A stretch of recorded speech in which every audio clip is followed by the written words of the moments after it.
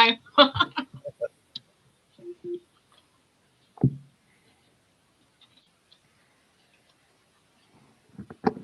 So, Mason.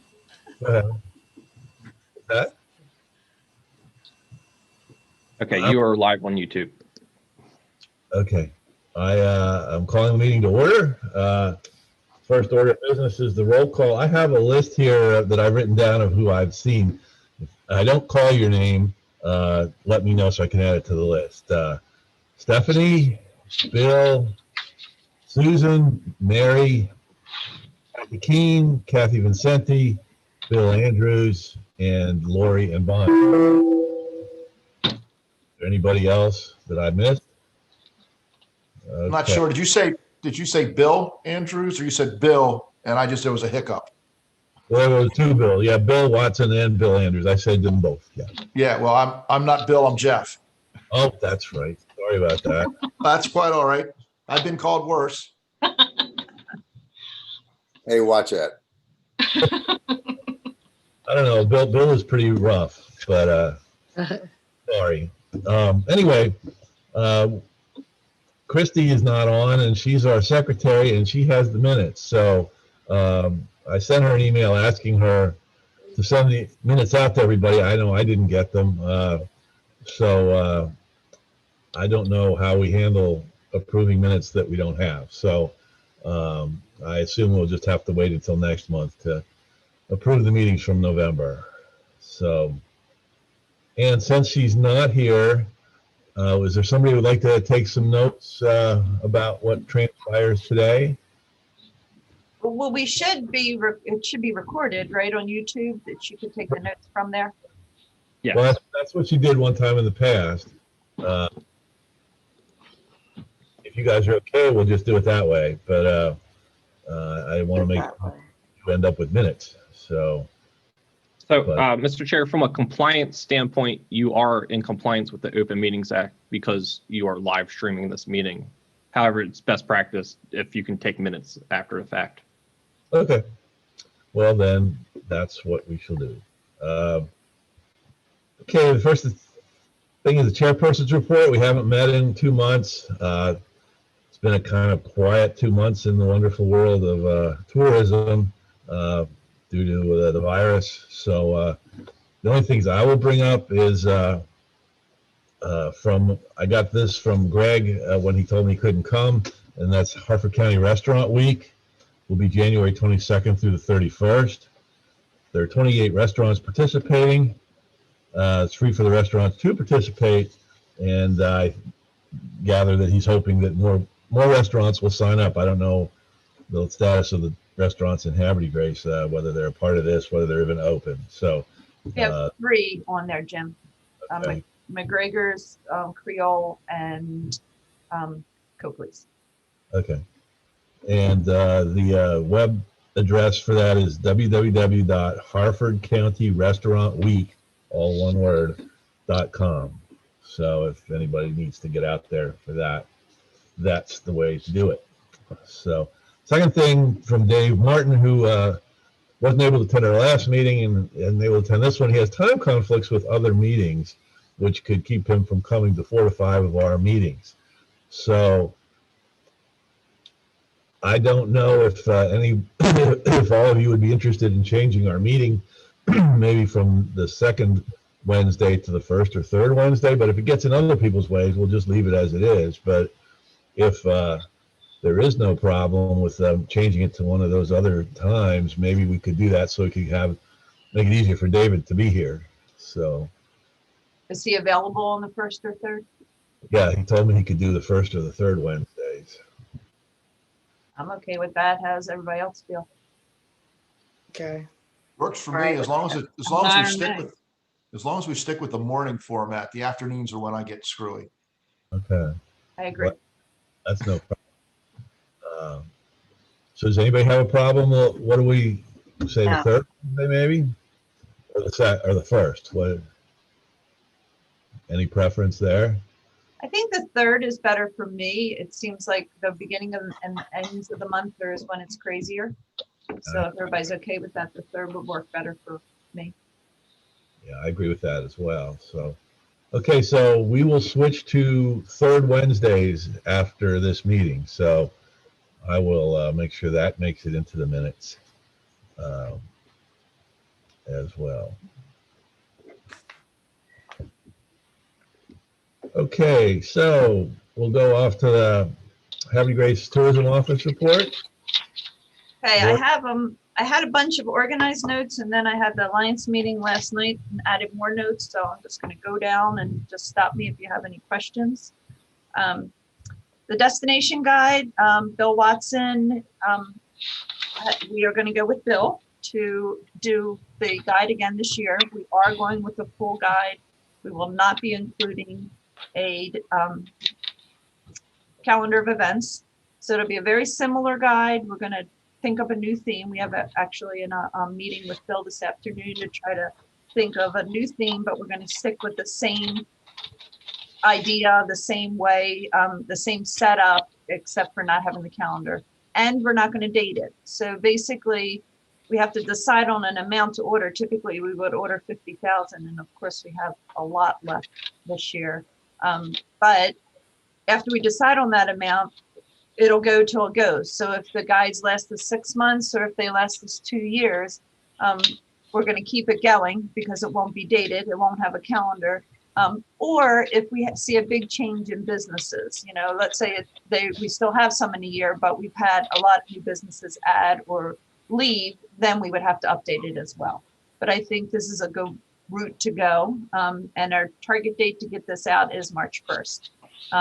Hopefully we'll have a good feeling on what businesses are going to come in to Havre de Grace and, you know, reopen and all that stuff. So that's destination guide. Any questions or suggestions? If you think of anything after the meeting or meeting this afternoon, shoot me an email. If you have anything you think of that you think should be included or shouldn't be included in the guide.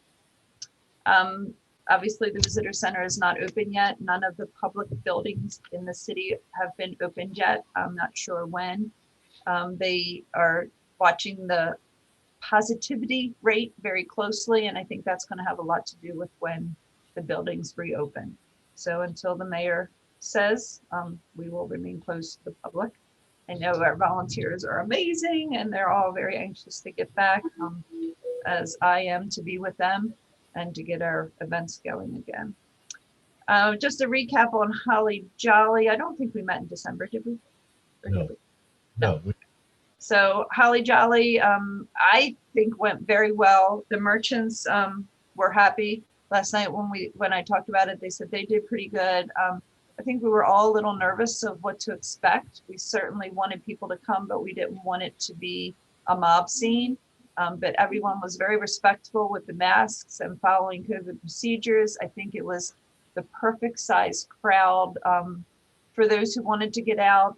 I was there and did not feel uncomfortable at all. And I'm get a little panicky about being around people without masks, but everybody had masks on. I'm sure the cold weather helped with that. And I think the only time it really got crowded was at the actual tree lighting. People kind of congregated around the tree, but that didn't last too long. Bill's speech was pretty short, and then Santa, went to Santa Land. So I think that went really well. Thanks, Jim set up a merchandise booth and did really well selling some of the stuff we sell at the visitor center. So that went well as well. Sticking with First Fridays, we had an admin meeting yesterday and got everyone's opinion on when to apply to start First Fridays.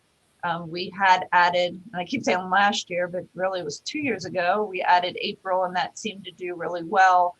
But I don't know that we're going to be ready for a First Friday in April. But I am going to put the application in as if we will start in April through October. And then, if we're not ready to have a First Fridays, obviously we won't, but at least the application's there and we're ready to start if we can. So I will be putting that application in to be approved.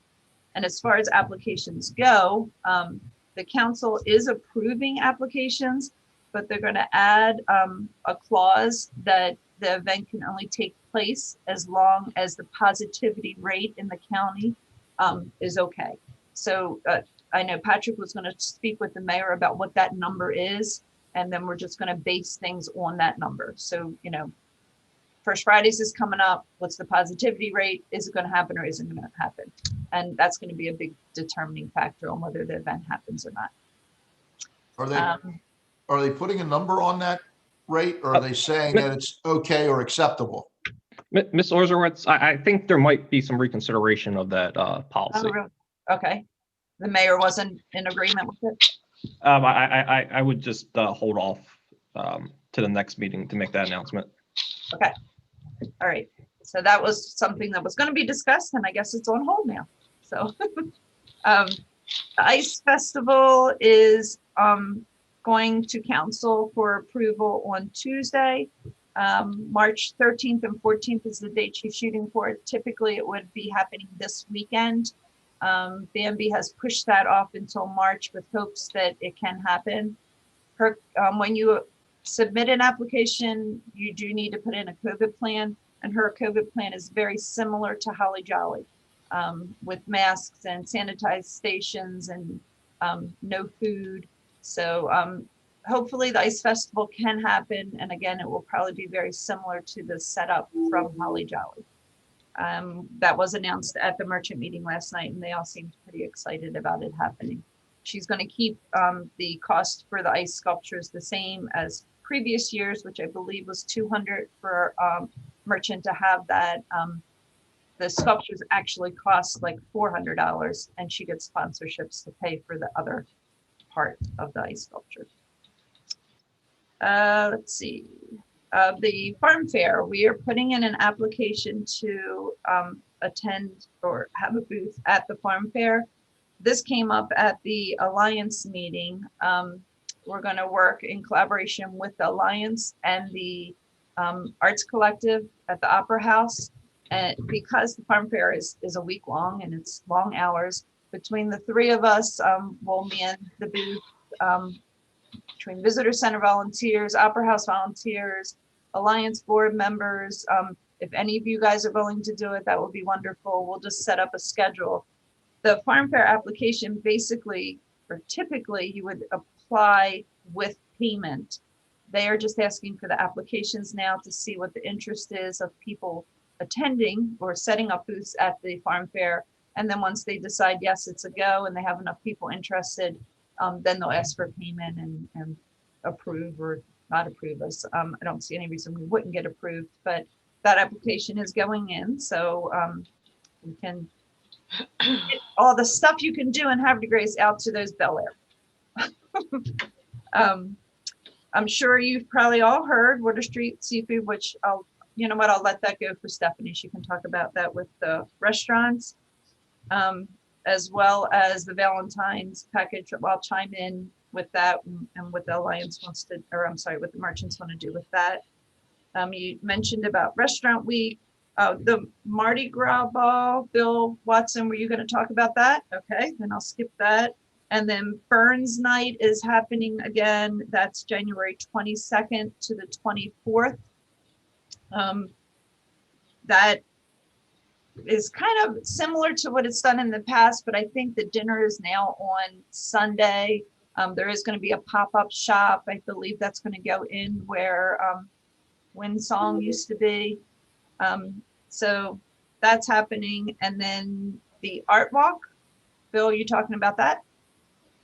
You don't? I don't have a lot of information on that, Lori.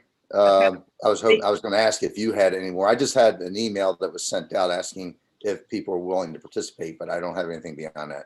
The merchants probably know more than I do. Yeah, they discussed that at the merchant meeting last night. I think the merchants decided that they were okay having it, but Lisa was having a hard time getting artists comfortable with attending it. So I think the discussion was that they were going to basically just skip it rather than postpone it, and then just have the art walk for the spring. So that would have been February 13th, and that will most likely not happen. Let me just flip down. And you said you're going to talk about Mardi Gras, a restaurant week. The welcome flags, is that something you're going to talk about, Bill? I'm just going through all of my notes. Bill Watson.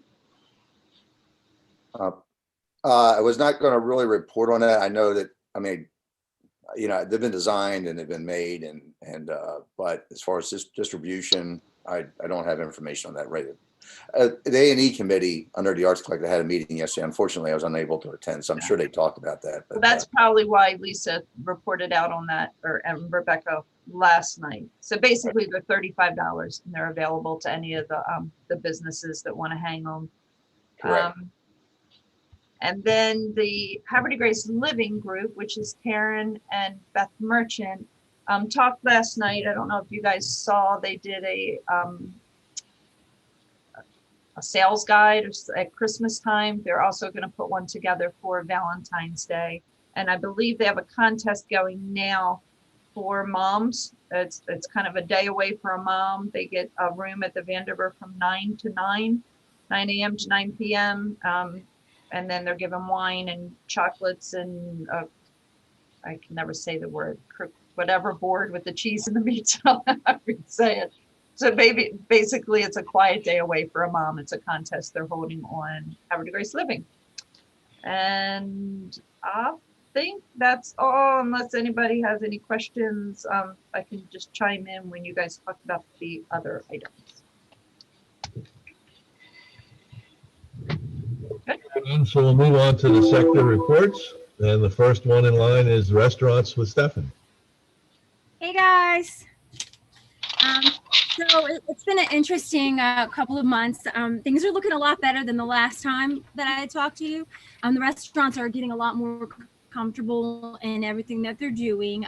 We're getting a lot more support too. I've been working with the Maryland State Health Department and getting guidelines for the different restaurants. Kind of like a flow chart, if you will.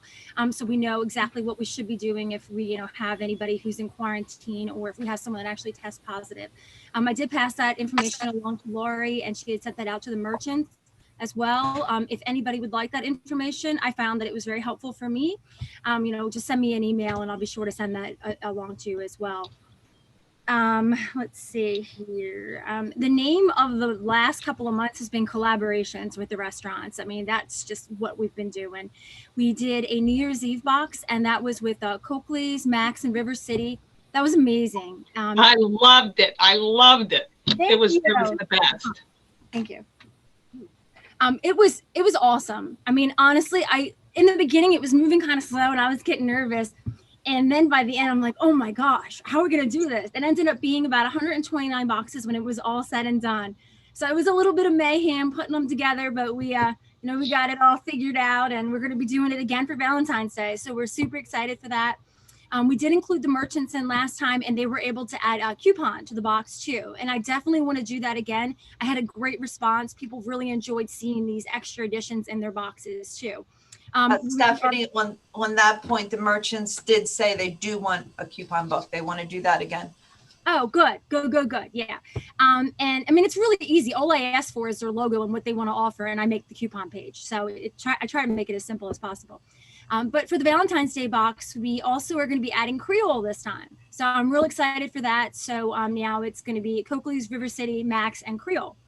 The way we do it, each person picks an item. We're going to be doing one from each category, and then we put them all together into one. So it really is truly a complete collaboration. And at the end, we split it all completely the same. So it's absolutely wonderful. So I'm looking forward to that. The Vanderbilt came and asked for a little bit of assistance as far as what they could be doing there, with working with other people. McGregor's paired up with them. We did a vendor show over there. It was called Sunday Fun Day. We're going to be doing that again on January the 31st, as well as February the 7th. The 7th is going to be a Valentine's Day market. They do bring in, I can't think of the name of it. It's another food truck that they're friends with, that they actually come in and do supply the food, but that's also something else that we're going to be doing. Water Street, as Laurie mentioned, is going to be open. They're opening today. They're not answering the phone right now or as of this morning. I was really curious to find out about their liquor license, what they have for that, because I know there's a little bit of a delay in finding, what you can actually serve, but you can't always serve right away. So I'll find that out. But their hours will be Wednesday and Thursday, 11 to 8, Friday and Saturday, 11 to 9, Sunday, 11 to 8, and they're going to be closed on Monday and Tuesday, which you'll find is common amongst the restaurants in town. So that's exciting news. They're actually right down the street from me, and I can watch it from my back window. Like, I've been seeing all the work they're doing, and these people are putting a lot of time in. So I'm really interested to see what it looks like on the inside. What's the name of it, Stephanie? What's the name of the new business? It's Water Street. It's Water Just- Street just Seafood. Water. Oh, Water Water Street. Street Seafood. Okay. Yep, and it's where Prices used to be.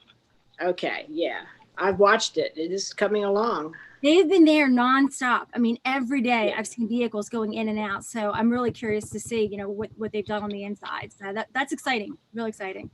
I haven't heard much on the new brewery that's coming in, and also Abbey Bistro. I think everything's still kind of in the same holding pattern for them. I'm sure, there's obviously a lot going on. Tidewater is still closed. They were saying up until March. I'm wondering, because I'm sure you've all seen the new PPPs coming out, and restaurants are getting a 3.5 instead of the 2.5. So I'm curious to see how that impacts a lot of the restaurants.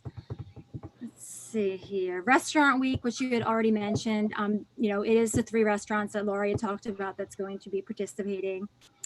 What else do I have? And I think that's it. The only other thing I have was I just was wanting to know about the trolley, whether or not the trolley was a thing. This was for my Seroptimus group. They were asking me whether or not the trolley actually is in town. Actually, Adam, if you wouldn't mind giving an update on that, it is happening. It's just one more approval I think we need. Is that correct? So we have all the approvals from the state of Maryland. They passed a regulation a few months ago. So where we are right now in the process is procuring a trolley. So we're looking at, probably buying between 2 and 5 of them. The biggest hurdle, though, is that the trolley needs to be inspected by the Maryland State Police before we can put it on the road. And so we're just trying to negotiate getting a trolley here, and then for whatever reason, if it doesn't pass inspection, being able to return it.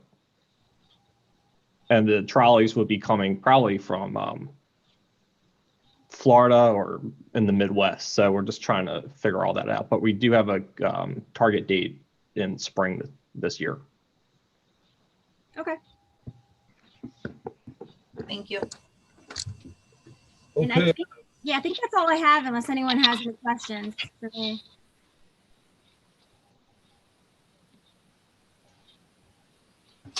Alrighty then, we'll move on to retail, which normally Christy covers. I don't know if there's anybody else who have something they'd like to say about retail. Okay. The only thing I could say is I did talk to the gentleman at Joseph's who's there all the time, and he said they thought they had a very good, very successful Christmas season. So they were very busy all December long. So anyway, on to museums, Mary.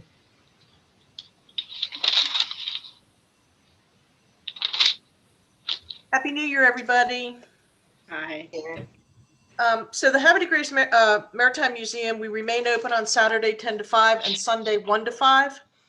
Our new Underground Railroad exhibit is still progressing. Quite honestly, we've slowed down just a little bit because we're waiting to have a grand opening when life is better and more people can be out and about and all of that.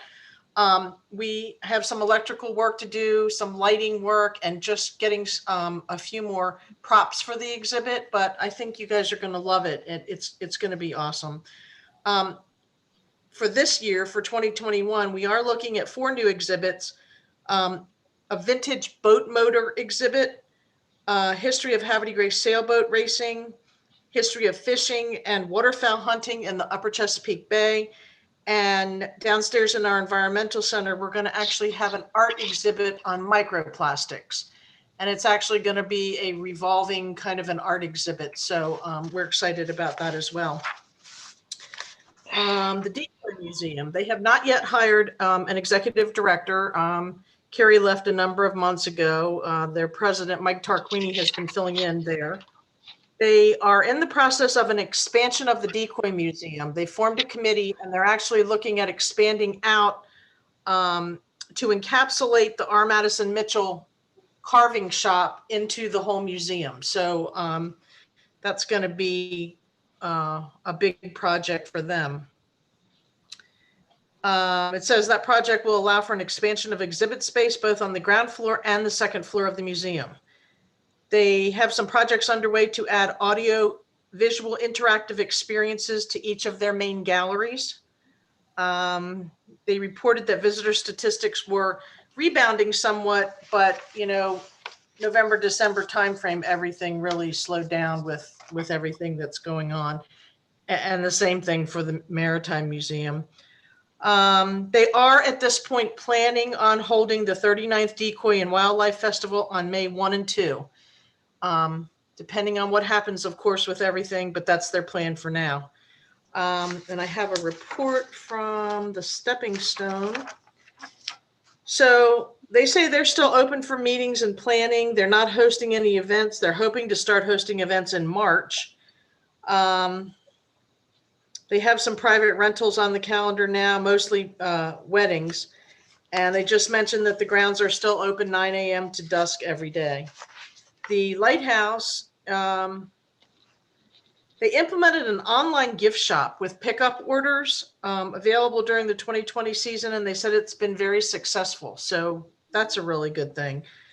They said they did have a number of events scheduled throughout 2020. They're hoping those that got canceled will go into 2021. And they've also been offering private tours of the Lighthouse and the Keeper's House, which have been successful. I just want to tell you one little story. We had a wedding here the Tuesday before Christmas, and it was a couple that had planned a date and because of COVID had to change it, planned another date because of COVID had to change it. Meanwhile, their wedding license expired. Oh my goodness, they had to go get another one. So anyway, they ended up getting married on the Tuesday before Christmas at noon with 9 people here.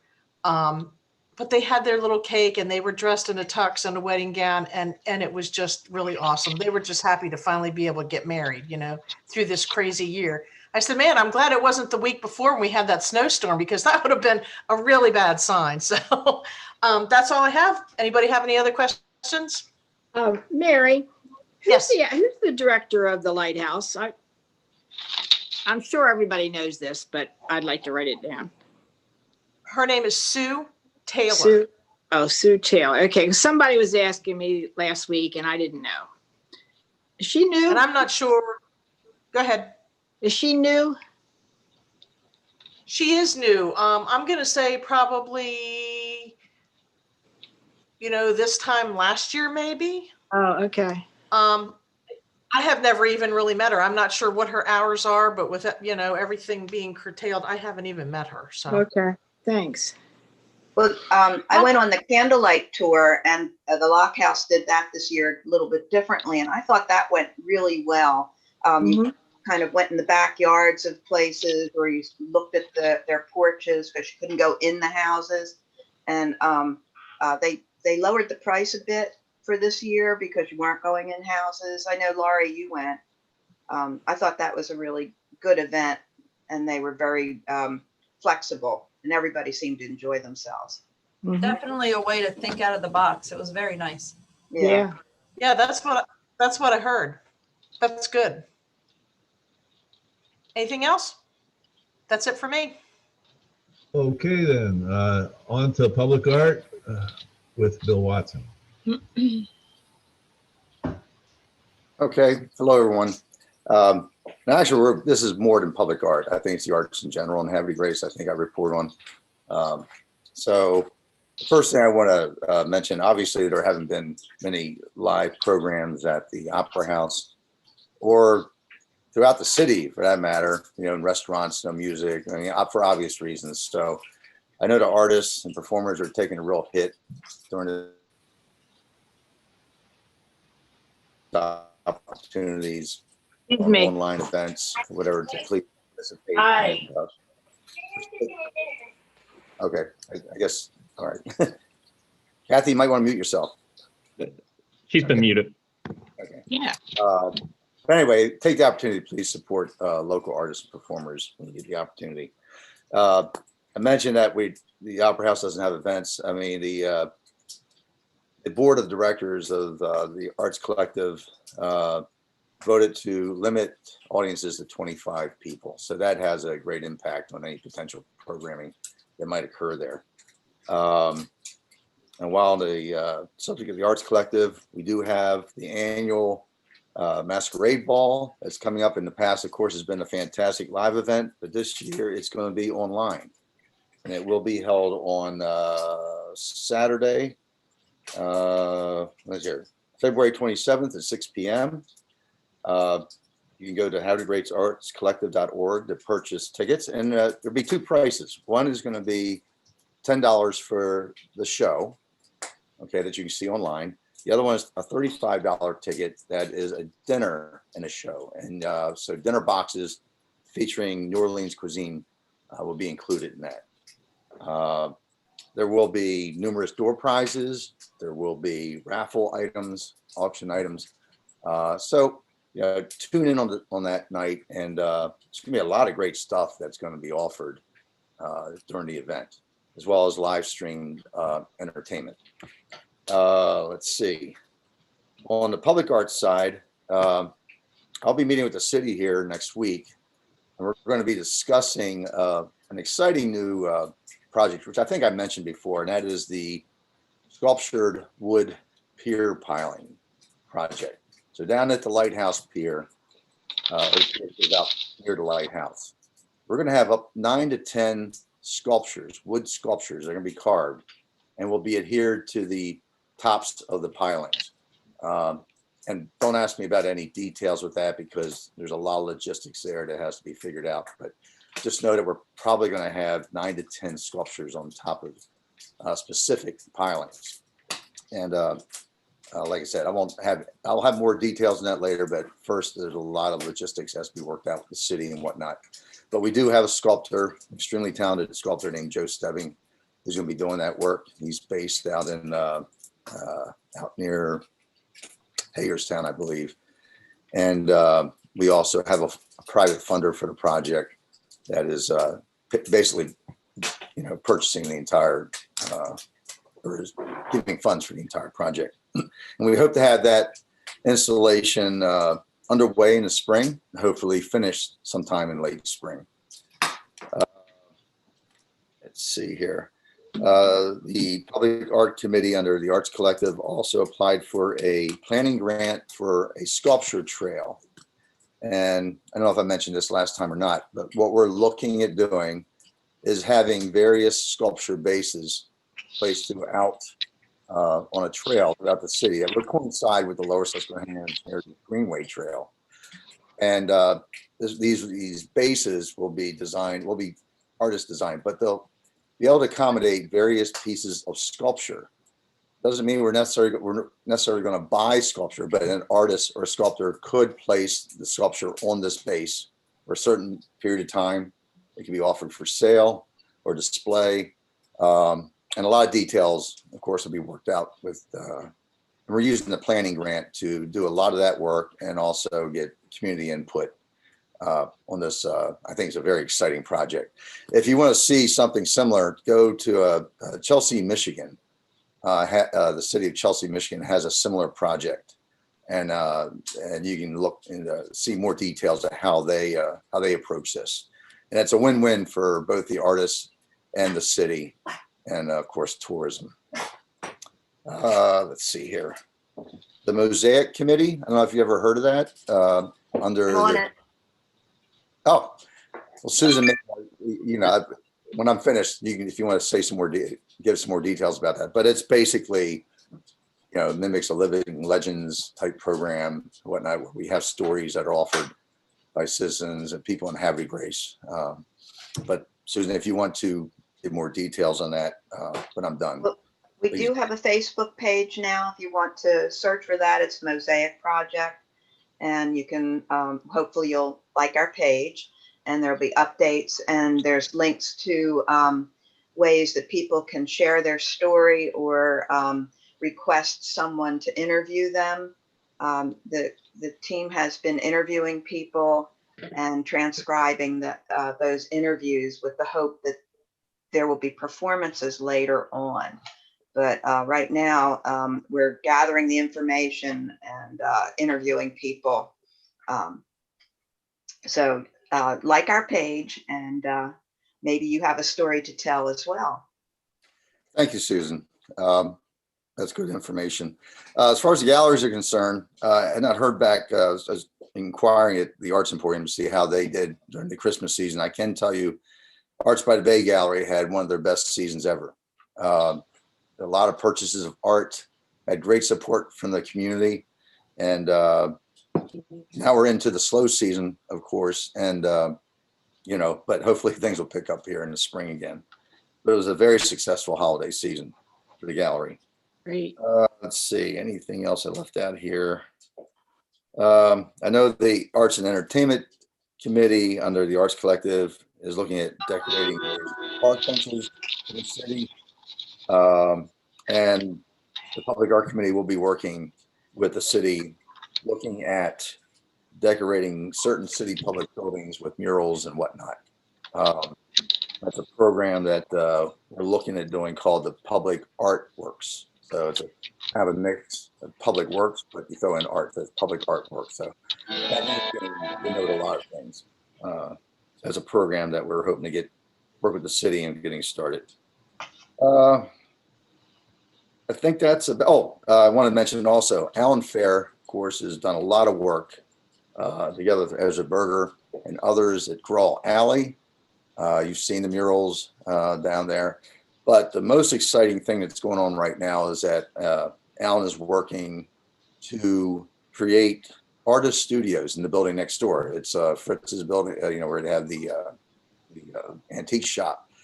And the lower level right now, it's up to like 13,000 square feet that's being converted into various artist studios. That's an exciting project. And that's something we've been talking about doing in Havre de Grace for a long, long time. Similar to the Torpedo Factory in Alexandria, if you ever heard of that. Yes. So that's an exciting thing. I know Alan's very excited about it, and hope everyone supports that. Bill, is that basically going to be like broken into rooms then, or how does that work, or is it just all open? No, it is specific spaces that an artist would lease. Okay, depending on the size or prices for different sizes. I don't want to speak for Alan because I don't know if there's formal thing. Everything's been formally done, but I do know that that is the concept. And he's talking about eventually, even I don't know if I should mention this, but eventually providing housing for artists. It could be, Alan's got a lot of rental property right in that location and whatnot. So it'd be kind of cool to see that happen too. So Bill, I'm sorry, but I didn't hear where is that going to be? That's where? Called Grawl Alley. So if you're on Market Street, Right. you know where the race horse mural is? You've seen that? That entire alley has now been, the wall space on both buildings has been transformed into an art gallery, if you will, murals. And the building, if you're facing the alley, the building on the right is the building where the artist studios are being created right now. I mean, Fritz is not out there yet. He's upper level. I think it's on the lower level where this work is being done right now. Okay. Any Thank other you. questions? Yeah, I would just like to add to that I did get a letter. They're starting the final fundraising for the Burke statue of the baseball player. So they apparently are moving in the direction of having that done. I don't know that they've even got a place to put it yet, but they apparently are getting very close to having the money they need to actually have it done and build a pedestal and so on. So if you're interested in donating, you can check with me, or it's through the Community Projects of Havre de Grace organization. So you can go to them and make a donation. Yeah, thanks, Jim, for mentioning that because I had forgotten. I put that on my list. I know the only thing that's been holding that up right now has really been the COVID. I know the artist has not been able to complete his work. So, but I think it is going to be moving forward now. And I think they are looking at a springtime installation.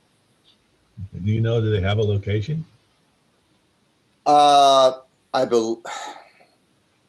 You know what? I thought it was Tidings Park, but I'm not. It is Tidings Park. Okay. Yeah, they have a location and agreement with the city for the, already in place for the pedestal and such, but they're still waiting for the work to get finished. All righty. So outdoor recreation, Jeff? I don't have much. There, in the boating world, there's not a lot going on. There are some folks that are going out. We do have some boats that are going out sailing, believe it or not. We have a couple boats that get out fairly regularly to do that. And we have our usual group of people that are going out hunting. Some of which, no locals, have had to be rescued recently, which has made for some interesting fodder on social media.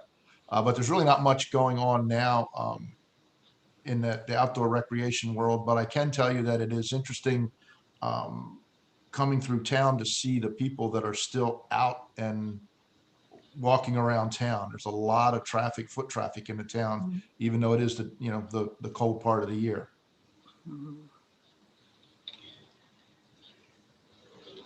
That's all I've got, unless anybody has any questions. Okay. One thing I would say, get fit. It's not exactly recreation, I guess, but they're doing outdoor gym classes at the football field every morning. So that's who's out there. I was wondering who that was. I saw a group of people out there. A bunch of poor shivering souls that I warm up after a while. But my daughter's one of them, and she's investing in wool socks and such. So tour operators, Kathy. Hi, everybody. Sorry, I had to leave. I got a call from the nursing home about my mother, but everything's fine. So about the only thing I wanted to let you know, to let the tourism committee know, is that we have ordered 10 new markers for the Lafayette Trail, and 2 of them were privately purchased, and then 8 are gonna the Historic Preservation Commission purchased them from our budget, and they'll be placed all along. Mainly the part of the trail that's not marked very well with any markers is mainly along Erie Street and Stokes and up to Otsego. That section from the Lock House up to the bridge is not very well marked. So they're all going to go there. I walked the trail and picked out places where they need to go, and at least 8 of them are going to go there. The 2 private ones, no, because one of them was bought by Steve Gamatoria, and that's going to go on the trail near his house. And I'm not sure where Debbie Goldman purchased one. I'm not sure exactly where that's going, but it'll be on the trail somewhere. So that's all I have to say. Thank you. Okay. Chamber of Commerce, Kathy. Okay, this is going to be short too, since the chamber is mostly about networking, and that's not been going on. I do want to say that the New Year's Eve box is Stephanie still on here, but it was awesome. I mean, you paid online, you came down the street that was blocked off, you had somebody put it in your cart, you went home, instructions were on it on how to make it, and probably was the best meal I've had in a long time. And I wasn't expecting too much with carry out. I think it's a great idea, and even after the pandemic, I don't see why you wouldn't want to do something like this once in a while. Okay, and I'm really grateful. This is probably, in all my years of being downtown, this is probably the first time I've ever seen the downtown work together like they're doing. I mean, the restaurants, instead of fighting against each other or working against each other, are together, and the retail, I just think it's wonderful, and probably that's why we're having a little bit of success downtown Havre de Grace during the pandemic. Probably I'm not going to have any networking events. I would like to say April, maybe we could all get together, but I'm just really have it in my mind. It'll probably won't be until September that we start the luncheons. Hopefully everything is just done by then. That's basically it. I mean, everybody's staying home. I'm in a city building, so my office is also closed. just trying to not go crazy. Okay, well, stay sane. Kathy, if you would like to put this out to your chamber members, we can also add, some of their information in our boxes too, if they would like. Okay. An ad or whatever they would like to put in it. It reached a lot of people. So Did you send something out to the restaurants, something I would have in writing? I can send something out for you. I put it on the, the Facebook, the merchant Facebook, but I didn't put one yet for Valentine's Day because we just really started putting that together. But I'll send something to you and then I'll put it on the merchant site too. Oh, that's great. Yeah, again, it's really easy. All I need is their logo and we'll put it together for them. Okay, that sounds good, Steph. Thank you. Mm-hmm. Okay, lodging normally covered by Ron. We've heard some talk about what's going on at the Vandiver Inn, and I can speak for the Spencer Silver. She's been somewhat busy. I mean, business hasn't disappeared the way it did back in March, but it's still not what it used to be. But it hopefully will pick up. It seems like it's gradually picking up even now. So hopefully it'll get back to normal fast enough to keep her in business. So anyway, that's all I'll say about that. So visit Hartford, Greg, I gave that report earlier. So that kind of takes us to the, what I call the idea session part. If anybody has anything they'd like to bring up, talk about in general, this is the time to do so. Lori? So I didn't mention there will not be a Mardi Gras parade this year, just because parades gather people along the sidewalks. So I did ask the mayor, and he made that decision. There will not be one this year. So we'll make it twice the size next year. Jeff? I apologize. I forgot to mention in my report that the youth sailing camp, we had our annual meeting. I don't know why we make a big deal out of an annual meeting that we have, but we had our annual meeting, and our plan is we're proceeding with hopes of having the camp this summer in at least some fashion. Last summer, we had to make a decision when it was nothing but doom and gloom, and we decided we really couldn't do what needed to be done. We couldn't assure that it was safe, so we just said, okay, we're going to bag it. But this year we are going to come back there. We have a committee that's working on our COVID plan that we'll have, and we're hoping it will be able to do something, at least in some fashion, to get kids back out on the water this season. So everybody's fired up, ready to go. We're just hoping it will be able to go. That's the only thing I should have added that earlier. Okay. Anything else from anybody? Okay, all said and all done. Our next meeting will be the third Wednesday of February, which is February 17th. So right after Valentine's Day, so we'll probably be talking all day about all meeting about all the good things that happened on Valentine's Day. So The delicious boxes, right, Steph? Yeah, I'm really excited about them. I really am. I think we had a great response from New Year's, and yeah, I'm excited.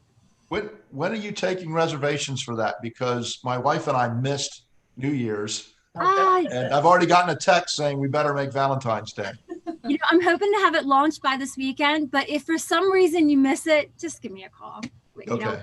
And I'm kind of telling everyone that too. We did have a lot of late add-ons, but yeah, that's not a problem. But by the end of this week, I'm hoping to have it launched. Perfect. Thank you. You're welcome. okay, anything else? Bill, are you? It looked like you're getting ready to say something. No, okay. All righty. Then with nothing else to be said, we'll adjourn the meeting. Thanks for coming, or logging in, I guess is the better way to say it.